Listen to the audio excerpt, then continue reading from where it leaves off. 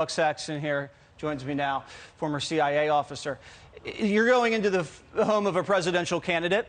He hasn't announced yet, but everybody assumes he's running for president. And this is after they went after his campaign with wiretaps and other federal investigative raids. This is insane, Buck. Jesse, it almost feels like a preemptive coup. We've heard so much about the insurrection and the coup, but this is meant to prevent Donald Trump from being able to run again. I think everyone's very aware of the fact that Democrats have been preparing and they've been talking about this for quite some time. And the notion that somehow suddenly there's this great need to go around all the cooperation, all the agreements, all the documents, everything that has been given up to this point for a raid on the former president's residence. I mean, I don't get upset or rattled easily about politics in this country. I know you don't either. This is the Rubicon being crossed. This is something we've never seen before. This is something that is outrageous. And the usage of the FBI in this way is really the nail in the coffin for so many Americans as to whether you can trust the FBI or trust the DOJ, clearly not on political matters. This is also about respect. You have a former president of the United States. He's due respect. He has a slew of attorneys that can negotiate the release of documents that are needed.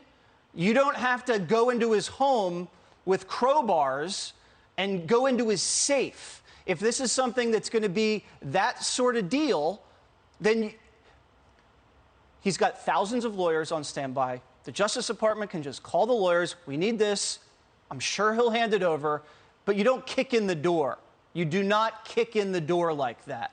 I think we have to also take this as now there's a likelihood that they're going to try to bring a federal indictment against former President Trump. Yeah, I think now, because if they don't, what they've shown us is thug police state tactics going right into the election season before the Democrats are about to get annihilated after all the bad decision making. So they have to see this through, Jesse, and I think that means they might actually bring the charges. So you're freezing the Republican primary electorate.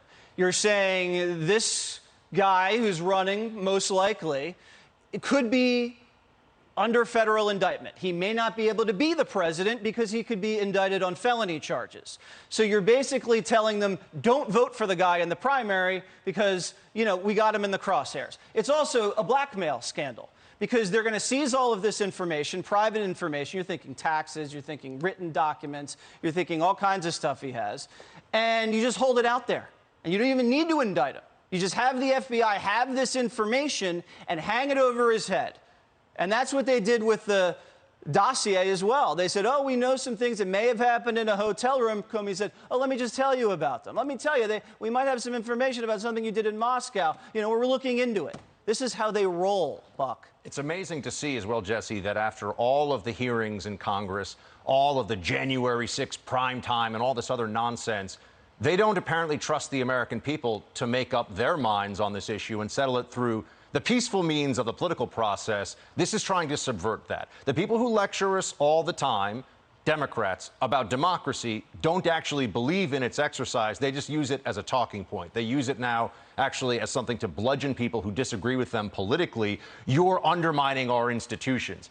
This is undermining our faith in not only the peaceful transfer of power, but in the executive arm of the government under an opposition party not to act like the Stasi, not to act like the secret police that we've seen in totalitarian regimes. This is crazy. I mean, everyone has to understand, they ordered a raid on former President Trump's home based on what? In what world would they not have been able to go to court and get the documents that they want? In what world? I mean, what's next? But look, they did this. Remember what they did to Roger Stone? Yeah. They pulled him out, dozens of armed officers, long guns, flak vests. Roger Stone comes out in his pajamas. He's like, what do you guys want? Can I get you a cup of tea? It was crazy what they did to him, but they were sending a message. They're sending a message now to President Trump and to his supporters that they'll come for you if you stand against the machine. This is a chilling moment in the country's history. All right, Buck Sexton, thank you so much for joining us on this really scary evening.